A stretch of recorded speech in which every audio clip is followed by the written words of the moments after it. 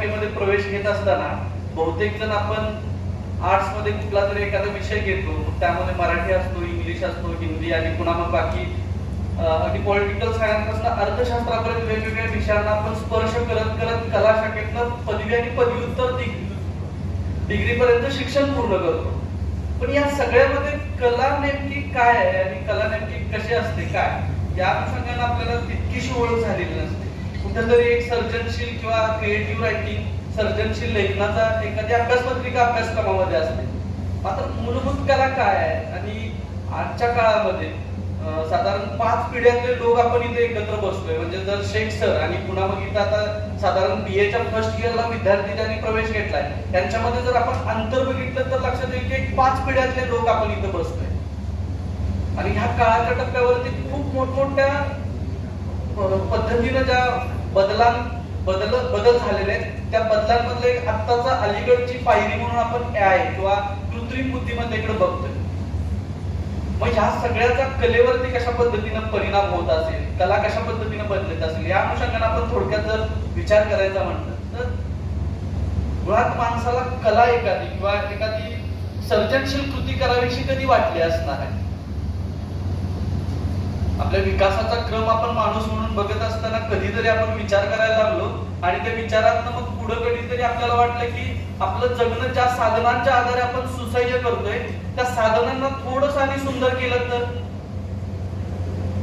म्हणजे याची खूप सुंदर उदाहरणं तुम्हाला तुमच्या आजूबाजूला दिसतील. आणि मग आपल्या लक्षात येईल की जे आपल्या आजूबाजूची अतिशय साधी वाटणारी माणसं आहेत ना त्यांनी खूप चांगल्या पद्धतीने ह्या कला जतन करून ठेवलेल्या. मला आठवतं की मी माझ्या बालपणी ज्यावेळी घरामध्ये बघायचो त्यावेळी सारवलेल्या शेणानं सारवलेल्या जमिनीवरती काचांचे तुकडे कुठं तरी लावलेले असायचे. घरात एखादं शुभ कार्य असलं तर चुना आणि गेरून रंगवलेल्या भिंती आणि त्यावरती काढलेलं एखादं चित्र, जी बाई निरक्षर होती, जिला शिक्षण माहित नव्हतं, तिनं कुठल्याही कलेचा अभ्यास एखाद्या शाळेमध्ये महाविद्यालयामध्ये जाऊन किंवा कलेच्या एखाद्या मोठ्या विद्यापीठामध्ये जाऊन घेतलेलं नव्हतं. ती कला जपत होती, कला टिकवत होती. आपण कलेकडे बघत असताना आपल्याला फक्त इतकंच म्हणावं लागेल की माणसाचं जगणं आहे जे अधिक आनंददायी आणि अधिक सुंदर करते ही कला. आपण जर असं म्हटलं तर अनेक माणसांनी आपलं जगणं सुंदर करत असताना आपापल्या परीने ह्या कलामध्ये भर घातली. गंमत काय होते बघा, आपण इंटेलेक्च्युअल लोक किंवा जे बुद्धिमान लोक म्हणतो महाविद्यालयामध्ये बसून विद्यार्थ्यांना शिकवत असतो, पुस्तकामध्ये जे काही लिहिलेलं आहे ते वाचत असतो, बघत असतो. त्यावेळी एका विशिष्ट वर्गाने तयार केलेलं जगच आपल्या पुढे असतं आणि ते म्हणजे काहीतरी कला आहे, अभिजात कला, संगीत, नृत्य आणि भरपूर सगळं काही. का आमच्या गावातल्या बायका झिम्मा फुगडी खेळतात ते नृत्य नाही. आमच्या गावातला कुठला तरी एखादा चांगला मूर्ती रंगवणारा व्यक्ती आहे, कितीतरी परिश्रमाने रंग तयार करून तो मूर्त्या रंगवत असतो, वस्तू तयार करत असतो. एखादा कुंभार खूप सुंदर पद्धतीच्या चुली बनवत असतो, खूप सुंदर पद्धतीची मडकी बनवत असतो. तो चांगला कलाकार नसतो. आपण कलांकडे बघत असताना आणि विशेषतः एआयच्या अनुषंगाने जर तुम्ही कलांकडे बघत असाल तर तुम्हाला लक्षात येईल की आपण आज ह्या स्टेजला किंवा आपण अशा स्थितीला आलोय की तिथं सगळीकडे आम्हाला काहीतरी उपलब्धी पाहिजे. ठीक आहे, म्हणजे बघा तुम्ही भाषा, इंग्लिश भाषेकडे आपण बघत असतो तेव्हा आपल्याला असं वाटतं की मला त्यातनं कौशल्य काहीतरी शिकायचे आहेत आणि कौशल्य शिकून पुन्हा कुठेतरी नोकरी मिळवायची. कलानी यायचा विचार करत असताना सुद्धा हेच कुठेतरी आपल्या डोक्यामध्ये. त्याच्या पलीकडे जाऊन आपण जर बघितलं तर खरोखरच सगळ्या कलांमधनं आपल्याला तिथपर्यंत पोहोचता येईल का की त्याच्या पलीकडचा निखळ आनंद आपल्याला कलांच्या माध्यमातून घ्यायचा आहे, त्याचाही विचार आपण जरूर केला पाहिजे.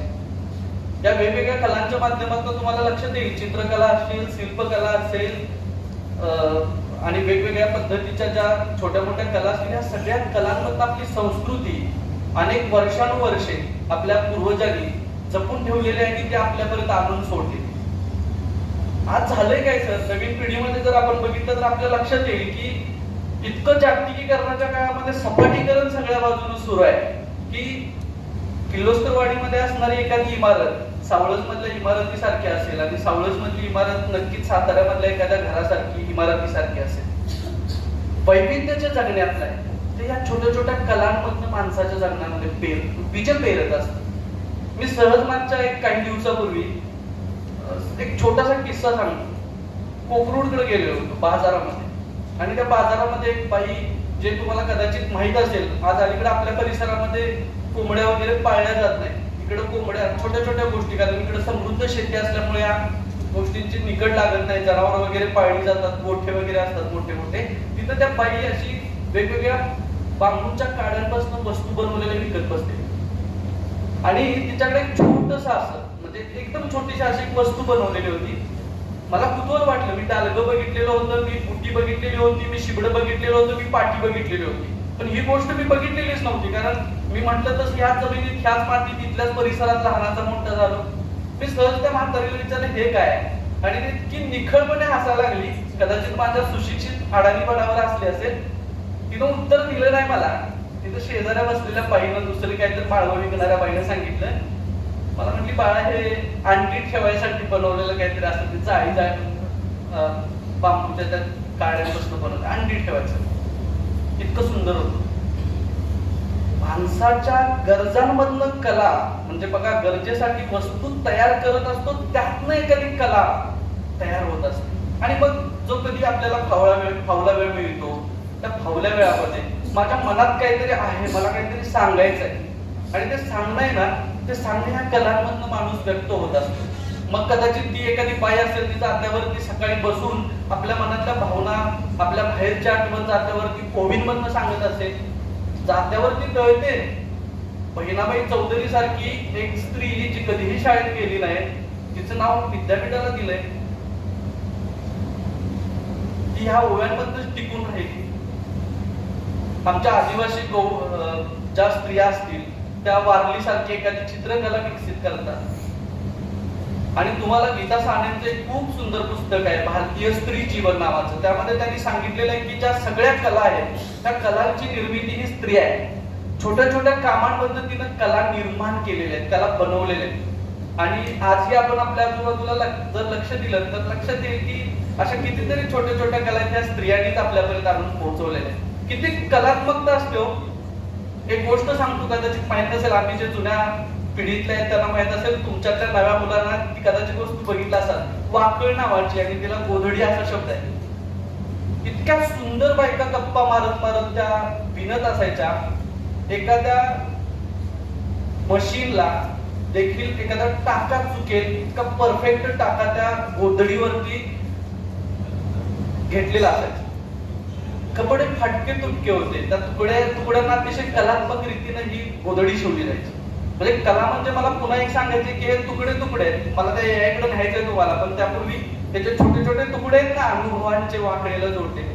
त्या पद्धतीने एखादा लेखक, एखादा माणूस आपल्या अनुभवांच्या तुकड्यांमधनं एखाद्या कलेच्या अंतिम निर्मितीपर्यंत पोहोचत असतो. म्हणजे काय असतात हे तुकडे? सगळ्यांना, तुम्हाला कदाचित मुलांना माहित असेल, पाठीमागं काही विद्यार्थ्यांनी मोबाईल बघायला लागले. सैराट नावाचा एक सिनेमा 2016 साली, आजपासून 9 वर्षापूर्वी आलेला होता. आणि त्याच्या आधी फॅक्टरी नावाचा नागराज मंजू यांचा एक सिनेमा आलेला होता. काय मांडलेलं नागराज मंजू यांनी? जे काय ते जगत आलेले होते, त्यांच्या आयुष्यामध्ये आलेल्या अनुभवाचे तुकडे होते, त्या तुकड्यांना एकत्र करत एक निर्मिती केलेली होती. एखादा कलाकार सगळेच अनुभव स्वतः घेत नसतो. काही अनुभव संवेदन, म्हणजे दुसऱ्याच्या भावना जाणून घेऊन, त्याच्या संवेदना जाणून घेऊन त्यातनं एखादी कलाकृती निर्माण करत असतो. आणि मग काही वेळेला त्याची कलाकृती कदाचित अशी काहीतरी जादू करून जाते की अनेक शतकानुशतके ती कला आपल्या समोर राहते. तर एखादा हा जो काय व्यक्ती असतो, एखादा कलाकार असतो, तो अशा छोट्या छोट्या अनुभवातनं कलेची निर्मिती करत असतो. याच्या बाबतीत आपण विचार करू त्यावेळी हाच माझा प्रश्न असेल की हे अनुभव यायला घेणं शक्य आहे? सहज एक जाता जाता उदाहरण सांगतो. कदाचित मराठीचे विद्यार्थी नसतील, इंग्लिशचे तुम्ही खूप सारे प्राध्यापक, शिक्षक आहात आणि विद्यार्थी पण आहेत. मराठीतलं साहित्य, मराठीमधली एखादी कथा तुम्हाला अभ्यासक्रमाला असेल. चारुता सागर नावाचे एक, अगदी आपल्या इथनं जवळ कवठेमंकाळ तालुक्यामध्ये एका छोट्याशा गावामध्ये चारुता सागर, दिनकर भोसले नावाचे एक खूप मोठे कथाकार होते. त्यांची वाट नावाची कथा आहे. कथेची स्टोरी काय आहे की एक बाई आहे जिचे आई वारलेली आहे आणि तिला ही बातमी कळालेली आहे की फक्त आईची तब्येत बरी नाही आणि ती चालत चालत 2-3 दिवस आपल्या आईच्या पालाच्या दिशेने निघालेली आहे. चारुता सागर शिक्षक आहे, एका शाळेत बसले शिकवतात आणि त्या शाळेत ती बाई येऊन पारावरती बसलेली आहे, थकलेली असेल. ही गोष्ट मी सांगतोय 40-45-50-60 वर्षापूर्वी. आणि मग चारुता सागरांनी तिला विचारलं का कुठे निघालेस. तिनं जे सांगितलं त्यावरती ती कथा लिहिलेली. अक्षरशः मी सांगतो कथा वाचाल त्यावेळी तुमच्या डोळ्यातनं शेवटला पाण्याचा थेंब आल्याशिवाय राहणार नाही. बाई, बघा मी शब्द पुन्हा एकदा वापरतोय, बाई आई आपल्या आईला भेटायला निघाले आणि त्यावेळेच्या ज्या संवेदना आहेत, आई आजारी आहे आणि ती तिथं गेल्यानंतर कळतं की तिथं एक पेटवलेला एक लाकडांचा राखेचा ढीग पडलेला आहे. तिथं गेल्यानंतर तिला कळायचं ते कळतं नाही यायला हे सांगता येणार. एखादा अनुभव जिवंतपणे ज्यावेळी आपण संवेदनेनं घेऊ शकू, तो अनुभव कदाचित तंत्रज्ञान तुम्हाला मदत करेल. तंत्रज्ञान कुठपर्यंत मदत करेल, म्हणजे फक्त तुम्हाला एखादी खूप चांगल्या पद्धतीची एखादी चांगली प्रश्नावली, काही चांगल्या सूचना तुम्ही त्या एआयला दिला तर तो एआय तुम्हाला त्यांना ठीकठाक करून व्यवस्थित करून देईल. पण जे मुळाला जाणं आहे, तळाला पोहोचणं आहे, जे काळजाला हात घालणं म्हणतो ना, ते कलेमध्ये खूप महत्वाचं असतं. ते कदाचित एआयला जमेल का न जमेल हा आपल्या पुढचा प्रश्न असतो. मित्रांनो, काय असतं बघा की आपण जगत असतो, आपल्या पुढे किती प्रकारची जग असतात. 2 जग असतात. पहिलं जग आहे तिथं आपला अधिकार नाही, ठीक आहे, जे निसर्गाने निर्माण केलेलं जग आहे. दुसरं जग आहे ना, ते सगळं त्यावरती आपण इथं चर्चा करतोय. म्हणजे हे सगळे कॉलेजेस, महाविद्यालय, बाकी सगळं जे चाललेलं आहे ते दुसऱ्या जगाचं आहे. ते कुठलं जग आहे, जे आपण सगळ्यांनी माणसानं निर्माण केलेलं जग आहे. आणि त्या जगातला एक पाठ म्हणजे कला आहे, ठीक आहे. म्हणजे कला किती मोठी आहे विश्वाच्या आवाक्यात बघा. त्या कलेवरती आपण बोलतो जे माणसानं निर्माण केलेलं आहे. आणि आता हे जे काही कॉन्फरन्स किंवा चर्चासत्र आहे तिथं तिसरी गोष्ट आहे, जे आता आपण असं म्हणू की ते माणसानं निर्माण केलेलं आहे की एआयनं निर्माण केलेलं जग आहे. तुमच्या आजूबाजूला तुम्ही बघितलात तर तुम्हाला लक्षात येईल की आपण आता सगळेजण आपण या तिसऱ्या जगाबरोबर जोडलो गेलेलो आहे. तुमची इच्छा असो न असो, तुम्ही प्रत्यक्षपणे त्याचा भाग आहात, ठीक आहे. म्हणजे मला इच्छा नसली तरी मी काय करतोय, माझा मोबाईल सगळं ऐकतोय. तुमची इच्छा असो नसो, तुम्ही आनंदी आहात दाखवायसाठी फोटो काढता, सेल्फी अधिक चांगला यावं म्हणून कुठलं तरी त्यातलं एक ऍप वापरता, चेहरा तुमचा अधिक सुंदर किंवा आणि चांगला दिसतो आणि मग तो तुम्ही अपलोड करता. लाईक्स किती आल्या, कमेंट्स किती आल्या आपण बघत असतो. शिक्षकाने एखादा तुम्हाला होमवर्क सांगितला, आपल्याला काहीतरी एखादा प्रोजेक्ट करायचा आहे किंवा एखादा मजकूर ट्रान्सलेट करायचा आहे, एआयची मदत घेतो आपण. आपलं दैनंदिन जगणं सुखर करण्यासाठी एआय उपयोगाचा ठरू शकतो. कलेच्या बाबतीमध्ये मात्र मला असं वाटतं की नेहमीच आव्हानं राहतील. इथं लेक्चर घ्यायचं, इथं बोलायचं तुमच्या बरोबर किंवा चर्चा करायची म्हणून मी सहज एक गंमत म्हणून प्रयत्न केला. तो प्रयत्न असा होता सर, मी एआयला एक चॅट जीपीटी मध्ये कमेंट टाकली की मला तुकाराम महाराजांचं एक सुंदर चित्र करून द्या. तुकाराम आमच्या रंध्रामध्ये सामावलेला आहे. तुकारामाचं चित्र बघितल्यावर मी आश्चर्यचकित झालो. कुठला तरी असा एक डोक्यावरती मुकुट घातलेला आणि जे काही पारंपरिक देवी देवतांचे चित्र असतात तसं काहीतरी त्यांना करून दिलेलं होतं. तुकाराम जो होता तो नाही म्हटलं चला ठीक आहे, तुकारामामध्ये काहीतरी एआय फसला असेल, आपण आणि अधिक चांगलं माहित असणार एआयला काहीतरी सांगू. म्हटलं मला विठ्ठलाची मूर्ती सांगा, विठ्ठलाची मूर्ती मला बनवून द्या. विठ्ठलाची मूर्ती बघितल्यानंतर पुन्हा मला आश्चर्याचा दुसरा धक्का बसला. कारण तो विठ्ठल होता, तो विठ्ठल आपल्या पंढरपूरच्या विठ्ठलासारखा नव्हताच. आणि किमान श्रीकृष्णाचं रूप म्हणून विठ्ठलाकडे आपण बघतो, त्या श्रीकृष्णासारखा सुद्धा नव्हता. म्हणजे एआय हे तुम्हाला एका विशिष्ट उंचीवरती, एका विशिष्ट रेषेच्या वरती उपयोगाचं ठरेल. त्याच्या खालती तुम्ही जा. बघा मी काय सांगतोय, त्याच्या खालती तुम्ही सगळे ग्रामीण भागातून आलेला आहात, आपण सगळे ग्रामीण भागातले आहोत. त्याच्या खालच्या वर्गाकडे तुम्ही बघाल त्यावेळी तुम्हाला लक्षात येईल की अरे आपलं जगणं या एआयमध्ये नाही. आपण कुठे आहे ह्या सगळ्यामध्ये? आमचं मी तसं म्हणजे मी सहज उदाहरण म्हणून सांगितलं, आमचा तुकाराम नाही, आमचा एकनाथ नाही, आमचा विठोबा नाही त्यामध्ये. मग बाकीच्या सगळ्या गोष्टींचं करायचं काय? आपण कुठल्याही गोष्टीकडे बघत असताना मला असं वाटतं वैयक्तिक की पाय ठेवायसाठी आपली स्वतःची जागा असली पाहिजे. आणि ती जागा, स्पेशली तुम्ही सगळे इंग्लिशचे विद्यार्थी आहात, ती जागा आपली काय आहे याचा एकदा आपण अंतर्मुख होऊन उत्तर शोधायचा प्रयत्न केला तर तुम्हाला लक्षात येईल की आपली जी काही भूमी आहे, आपल्या आजूबाजूचे लोक आहेत, आपल्या आजूबाजूच्या ज्या गोष्टी आहेत, ही खरी आपली ताकद आहे. आणि ह्या ताकदीला आपल्याला आपलं पुढचं आव्हान आहे की त्या सगळ्यापर्यंत पोहोचवायचं. आपण ह्या सगळ्यापर्यंत आपल्या यायला नेऊन ठेवलं पाहिजे. काय असतं बघा की निर्मिती सहज होत नसते कुठल्याही कलेची. आणि एआय काय करतो बघा, मला ते फोटो पाठवले होते, त्या फोटोमध्ये खाली सांगितलं होतं की हा मी तुम्हाला तुकारामांची मूर्ती करून चित्र बनवून दिलेलं आहे, तुम्हाला काय बदल असतील तर सांगा. कलेच्या बाबतीत असं नसतं ना, अनुभूतीचा एक क्षण तुमच्या मनामध्ये पडतो आणि त्यातनं कलेची निर्मिती होते. आनंद यादव नावाचे नटरंग नावाचा सिनेमा बघितला असशीला, झोंबी नावाचे त्यांचे खूप सुंदर आत्मचरित्रात्मक कादंबरी आहे. साधारण माझ्या वाचनात आलेलं की 27 वेळा त्यांनी पुन्हा रिराईट ही कादंबरी केली. स्वतःचे अनुभव इतक्या वेळा रिराईट करतात. त्यांची एक खूप सुंदर मोठ नावाची कथा आहे, ज्यामध्ये ते कॉलेजमध्ये महाविद्यालयात प्राध्यापक होते.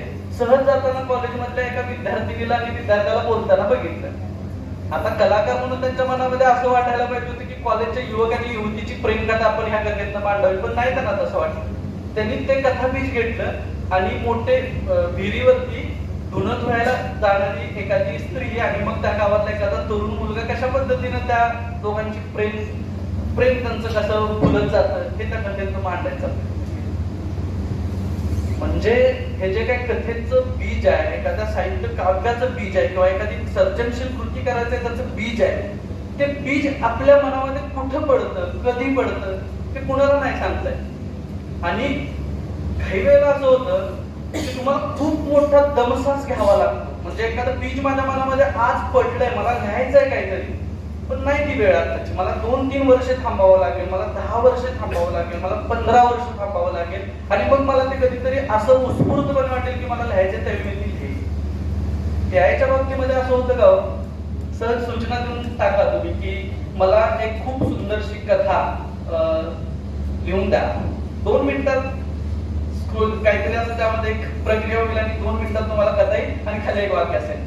तुम्हाला ही ठीक वाटली तर बघा, नाही आणि काय बदल असतील तर मी तुम्हाला सांगेन. इतक्या सहजपणे एखाद्या कलेची निर्मिती होती का? मी मगाशी उत्तर एक उल्लेख केला पंढरपूरच्या विठ्ठलाचा. मी पुन्हा एक वेळ तिथे येतो. पंढरपूरची विठ्ठलाची मूर्ती कुठं बनवले, कुणी बनवले, कुठून पंढरपूरमध्ये आले याच्याबद्दलचा काहीच असा थेट पुरावा किंवा याबद्दल अभ्यासकांमध्ये मतमतांतर आहे. त्याच्याबरोबर कशा कथा जुळतात बघा. विठ्ठलाच्या मूर्तीवरती उजव्या छातीवरती एक छोटासा असा काहीतरी छोटासा असं व्यवस्थित ते पडलेलं एक छिद्र आहे म्हणून आपण, किंवा छोटासा असा खड्डा पडला. आता माणूस एखादी कलाकृती निर्माण करतो त्यावेळी त्याच्याबरोबर किती स्टोरी किंवा किती उपकथा जोडल्या जातात बघा. तर असं सांगितलं जातं की भृगु ऋषींनी त्या विठ्ठलाच्या छातीवरती वार हल्ला केलेला आहे किंवा प्रहार केलेला आहे, त्याची खूण म्हणून ती छातीवरती उमटली. एआय ने निर्माण केलेल्या गोष्टींमध्ये असं असू शकेल का? अशा गोष्टी होतील का? याचा जर आपण विचार केला तर आपल्याला उत्तर मिळेल की नक्कीच असं काय होणार. एआय वरती जेवढा काही मजकूर तुम्ही टाकलेला आहे त्या मजकुरांमधनं किंवा त्यातनंच काहीतरी तो निवडत काहीतरी घेईल आणि त्यातनं नवीन निर्मिती करेल. पण माणसाच्या बाबतीमध्ये असं नाही. म्हणजे एकच गोष्ट किती हो आपल्याला वेगवेगळ्या पद्धतीने वाटेल. म्हणजे आता काही जण कोल्हापूरहून किंवा काही सातारा वगैरे अशा भागात आले असतील की ज्यांना कोल्हापूरच्या मंडळींना माहित असेल आणि कृष्णाकाठला राहतात त्यांना तर जरूर माहित असेल की 2019चा आणि स्पेशली 2005चा महापूर काय होता. म्हणजे दुःख काय असतं, सगळं हाताला आलेलं गमावण्याचं. हे कदाचित त्या महापुरामध्ये ह्या परिसरातल्या लोकांनी अनुभवलेलं असेल. पाऊस काय असतो हा इथल्या लोकांनी अनुभवलेला असेल.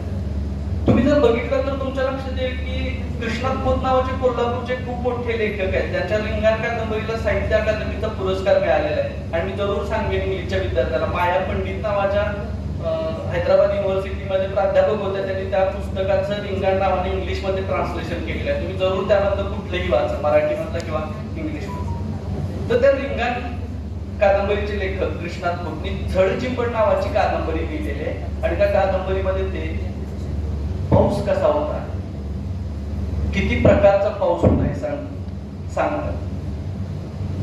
म्हणजे तोच पाऊस कदाचित किशोर कदम कवी सौमित्र ना काहीसा वेगळा वाटते.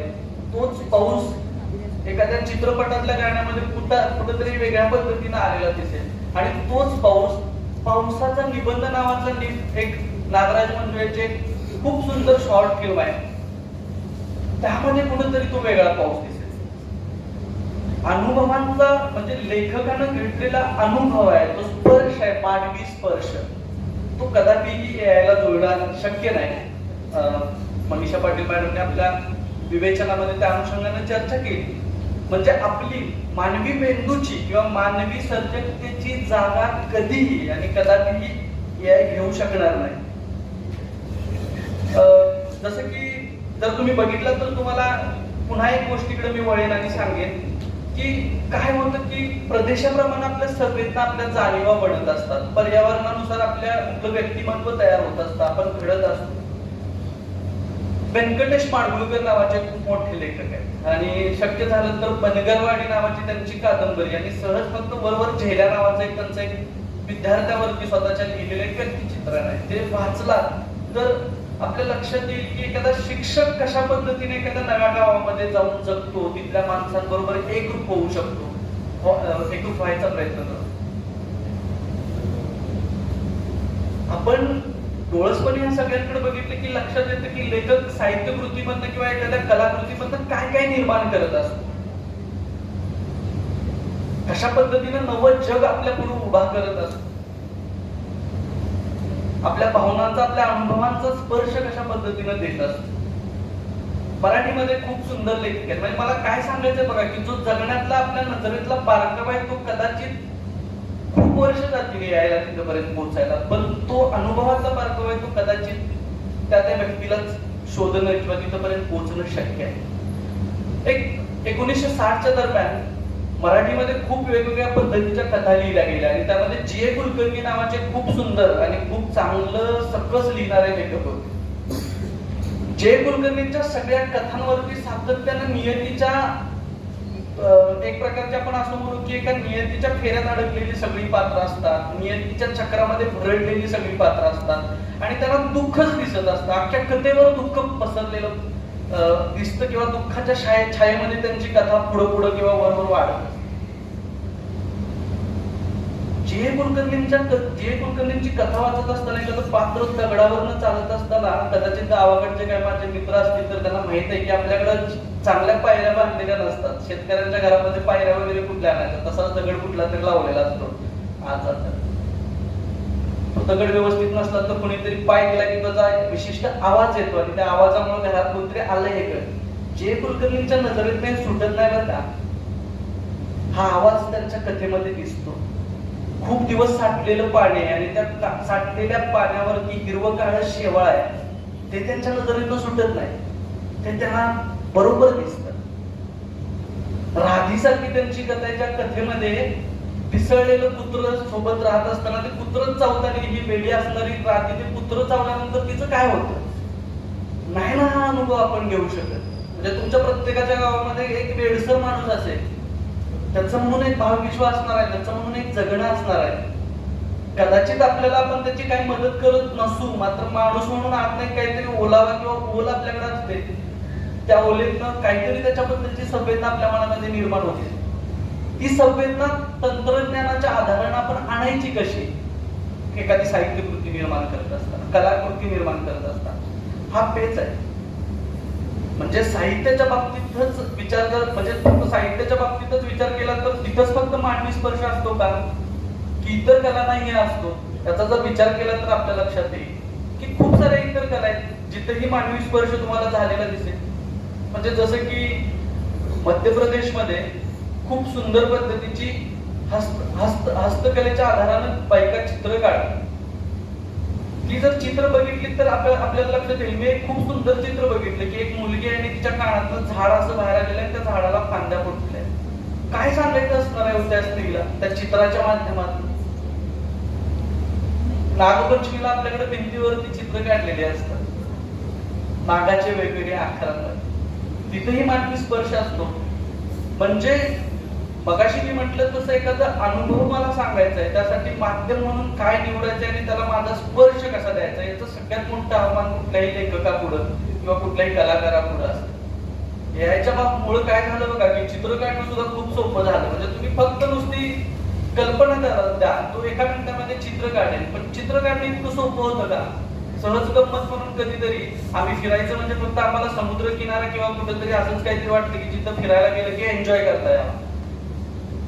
कलांचं पण एक एन्जॉय करणं असतं, म्हणजे एखाद्या कलाकृतीचा पण आस्वाद घेत समृद्ध होणं असतं. शक्य झालं तर औंधला कधीतरी भेट द्या. औंध संस्थान आपल्या कडेपूरपासून जर असं तुम्ही तिकडे वरती गेला तर औंध पंतप्रतिनिधींचं खूप मोठं संस्थान, तिथं संस्थान आहे. औंध मोठं या अर्थानं म्हणायचं की ते खूप मोठं त्यांनी काम उभा केलेलं होतं.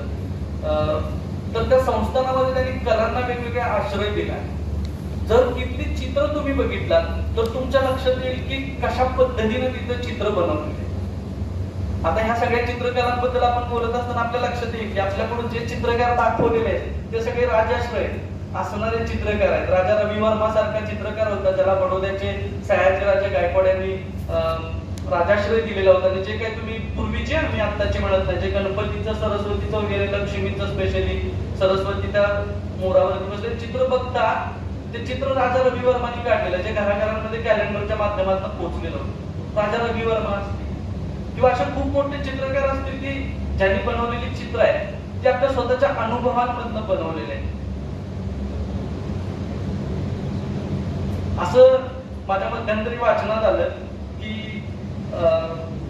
सहज गप्पांमध्ये हा विषय ऐकत असताना माझे जे गाईड आहेत PhDचे डॉक्टर नंदकुमार मोरे सर, ते मला सांगत होते की तेजस फतेपूर शिकरीमध्ये जो काय दरबार आहे तिथं अकबरानं जे चित्रकारांसाठी त्यांनी एक स्पेशली असं एक युनिट किंवा एक अशी स्वतंत्र अशी त्यांच्या राजाश्रयामध्ये असं एक त्यांची जागा बनवलेली होती की तिथं ते चित्र काढू शकते. आणि ते चित्र काढत असताना रंग कसे बनवायचे, तर रंग बनवत असताना वेगवेगळे रंग तुम्ही झाडांपासून हिरवा रंग मिळवू शकाल, फुलांपासून तुम्ही गुलाबी रंग मिळवू शकाल, नारंगी रंग मिळवू शकाल, पण सोनेरी रंग कसा मिळवायचा, तर त्यासाठी त्यांनी सांगितलं की त्या पूर्वीच्या काळी गायींना उन्हाळ्याचं म्हणजे आंब्याचा सीझन ज्यावेळी येईल तोपर्यंत वाट बघावी लागायची आणि गायींना खूप मोठ्या प्रमाणामध्ये आंबे खायला घातले जायचे. आंबे खाल्ल्यानंतर मग त्या गायींचं जे काय गायीची लघवी आहे ती पकडली जायची आणि ती म्हणजे बॅक्टेरिया पूर्ण शरीरामध्ये झाला पाहिजे, थोडक्यात इन्फेक्शन झालेली ती लघवी आहे ती एकत्र केली जायची आणि ती खूप वेगवेगळ्या प्रक्रिया करून त्यापासून ते रंग सोनेरी बनवले जायचे. रंगपंचमी झाली, वेगवेगळे रंग आपल्या आजूबाजूला आपण बघितले, पण एक रंग तयार करण्यासाठी किती मोठी या आराधना पूर्वीच्या काळी चित्रकारांना करावी लागली असेल याचा जर विचार केला आणि सहज तुम्ही कुणाकडे जर टॅब असेल आणि टॅब मध्ये रंग भरायचे असतील तर तुम्हाला 2000 पेक्षा म्हणजे सहज हजारोच्या संख्येत अगणित असे रंग तुम्हाला त्या टॅब वरती एका क्षणात ते ऍप तुम्हाला उपलब्ध करून देईल. म्हणजे जे झगड नाही कलेसाठी, कलेच्या माध्यमांसाठी झगड नाही, ते झगडणं कुठेतरी आज थोडंसं हलकं झालेलं आहे. पण मला असं वाटतं की कुठलीही कला निर्मिती करणं इतकं निश्चितच सोपं नाही. काय असतं की आपल्या ज्या मनातल्या भावना आहेत त्या भावना आपण साहित्य कलांच्या माध्यमातून व्यक्त करायचा प्रयत्न करतो. मी तुम्हाला सहज उदाहरण म्हणून आता सांगेन की एक 15 दिवसापूर्वी एक गाण्याचं मी थोडक्यात असं की त्या गाण्याचा अर्थ काय आहे हे सांगणारा एक व्हिडिओ बघितला.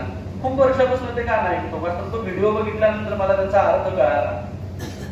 ते गाणं होतं रंग दे बसंती नावाचा एक सिनेमा 2007 मध्ये आलेला होता आणि त्यामध्ये लुक्का छप्पी नावाचे गाणं आहे ज्यामध्ये आपली आई आपल्या मुलाला गमावल्याबद्दलच्या भावना व्यक्त करते. याआधी कवी यशवंतांची आईबद्दलची कविता वाचलेली होती, फमू शिंदेची आई एक नाव असतं, घरातल्या घरात गज बसलेलं गाव असतं कविता वाचलेली होती.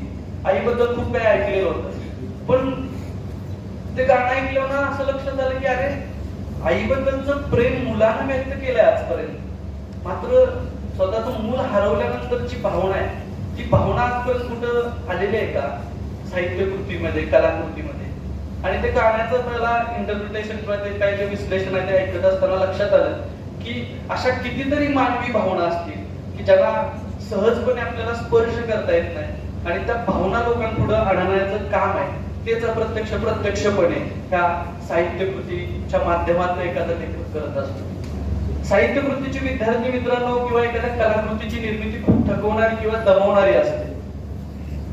मी एक उदाहरण तुम्हाला सांगेन की काय असतो हा प्रवास. असाच अनुभवातूनच तुम्हाला सांगेन की मध्यंतरी जसं मगाशी उल्लेख केला की रिंगाण नावाची जी कादंबरी आहे तर ती कादंबरी कृष्णात खोत लिहित असताना त्यापूर्वी त्यांनी बसत नावाची एक कथा लिहिलेली होती आणि त्या बसत कथेच्या आधारावरती पुढे त्यांनी ती कथा वाढवून रिंगण नावाची कादंबरी लिहिली. अनेक दिवस तर लिहित होते आणि साधारण 2-3 रात्री अशा एक सलग बसून त्या कथेची निर्मिती काय आहे हे सर सातत्यानं सांगत होते आणि कथा कशा पद्धतीनं पुढे घ्यायची आहे, पात्र बोलतात एकमेकांबरोबर ते बरोबर आहेत का, प्रसंग बरोबर आहेत का, या सगळ्या बद्दलची आमची चर्चा चाललेली होती. हा जो काय एखाद्या साहित्यकृतीच्या एखाद्या कलाकृतीच्या निर्मिती मधला जो काय असा एक दमसाचा किंवा एक परिश्रमाचा भाग आहे तो कदाचित यायला शक्य नाही, कृत्रिम बुद्धिमत्तेला शक्य नाही. शब्दांसाठी झगडणं असतं लेखकाचं. एक शब्द कवीला सुचत नाही म्हणून तो पुन्हा पुन्हा त्या कवितेच्या ओळी लिहित असतो. हे कदाचित यायला शक्य होण्याच्या पलीकडचं आहे असं आपल्याला लक्षात येईल. मानवी जीवनामध्ये सातत्यानं बदल होत आलेले आहेत. म्हणजे नवीन नवीन तंत्र सातत्यानं आपल्या आजूबाजूला विकसित झालेले दिसते. म्हणजे कधीतरी एकेकाळी छापाईसारखा छापखान्यासारखी गोष्ट आपल्या आयुष्यामध्ये किंवा आपल्या मानवी जगण्यामध्ये आली आणि पटकन पुस्तकं अगदी सर्वसामान्यांपर्यंत पोहोचली, वर्तमानपत्र सर्वांपर्यंत पोहोचली, ज्ञानाच्या वेगवेगळ्या धारा सर्वसामान्य लोकांपर्यंत पोहोचल्या. पण आपण त्यावेळी पण ह्या सगळ्याचं खूप चांगल्या पद्धतीनं कौतुक झालेलं होतं अशातला भाग नव्हता. म्हणजे त्याचा विरोध आपण त्यावेळीही केलेला होता. म्हणजे अगदी जास्त लांब कशाला जायचं तर किर्लोस्कर कारखाना आहे आणि तिथं लोखंडी नांगराचा जन्म झालेला होता. लोखंडी नांगर तयार केले जायचे. त्यावेळी त्या लोखंडी नांगराचा वापर करावा का न करावा यासाठी खूप मोठ्या प्रमाणामध्ये विरोध झालेला होता. संगणकाला त्यावेळी सरकारी कर्मचाऱ्यांनी विरोध केलेला होता की संगणक नको, आम्ही कशाला शिकू किंवा काय शिकायची गरज आहे.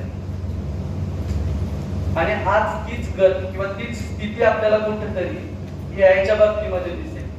आज आपली इच्छा नसताना सुद्धा एआय आपल्या आजूबाजूला अगदी अकराळ विकराळ रूप घेऊन आलेला दिसतोय. त्याच्यात जितक्या चांगल्या गोष्टी आहेत तितक्याच कदाचित जे विद्यार्थी आहेत त्यांना लक्षात नाही येणार. मात्र त्यातल्या काही चुकीच्या किंवा वाईट गोष्टी आहेत त्या तुम्हाला माझ्या बरोबरचे जे काही अध्यापक आहेत त्यांच्या लक्षात येत असते. रिसर्च पेपर लिहायचा आहे, सहज क्लू दिला, 2-3 वाक्य टाकले तर रिसर्च पेपरचे शीर्षक काय असलं पाहिजे, उपमुद्दे काय असले पाहिजे, इन डिटेल्स मध्ये तुम्हाला हे सांगतो. काय उदाहरणं दिली पाहिजेत, पुढचा प्रश्न विचारला की सगळं ते तयार रेडी मध्ये तुम्हाला देईल. कलाकारांनी स्वतःचे फोटो काढलेले किंवा स्वतः बनवलेले पेंटिंग जर अपलोड केले तर त्याचा वापर एआय करून नवी स्वतःची निर्मिती करेल आणि ज्यावरती कुणाची स्वतःची मालकी असणार. स्वामित्व हक्क नावाची एक गोष्ट असते जी कलाकृती निर्माण केली जाते. कुठली गोष्ट नव्यानं सर्जनशील तयार केली जाते त्याचा कुणाकडे तरी एक असा अधिकार असतो. ती एआयच्या निर्मितीनं एआयच्या काही कलाकृती निर्माण करेल त्यामध्ये ती कुठेतरी आपल्याला हरवलेली दिसेल.